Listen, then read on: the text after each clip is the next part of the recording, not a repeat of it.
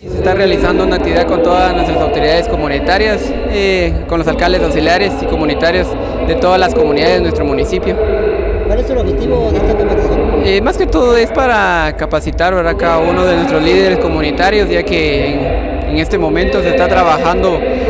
temas de medio ambiente, principalmente incendios forestales, la reforestación, licencias de consumo familiar, entre otros. ¿Cuál sería el llamado para que todos aportemos al medio ambiente? Pues el llamado es incentivar y en este caso a cada uno de nuestras autoridades para que ellos puedan informar, ¿verdad?, a las personas en los casos de que no corten, ¿verdad?, los árboles y que cuiden, ¿verdad?, nuestro medio ambiente, porque hoy en día se está sabiendo, ¿verdad?, y se está conociendo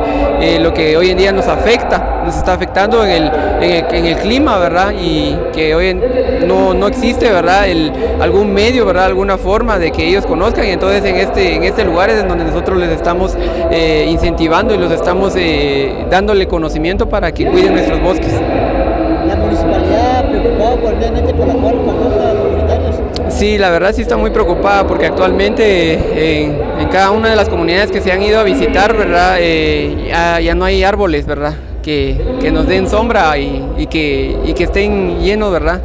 en cada lugar, sino que hoy está afectando mucho eso, porque también como personas, ¿verdad?, de las comunidades tenemos necesidad, pero estamos buscando formas o alternativas y dándole soluciones a estas problemáticas para que cuiden nuestro bosque, nuestro medio ambiente.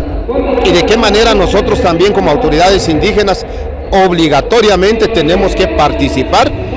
porque de lo contrario, ¿qué vamos a heredar a nuestros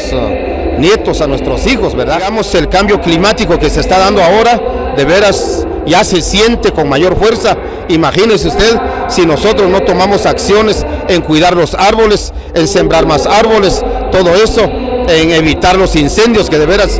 eso sí, de verdad que llora sangre. Y yo siento pues que es un trabajo nuestro también, digamos, de orientar a nuestra gente para que ya no se den los incendios forestales, porque realmente esto sí causa estragos en el medio ambiente, y por eso pues estamos trabajando. Y les digo, yo también reconozco la labor de la corporación municipal, del alcalde, y bueno, la lucha es de todos, ¿verdad?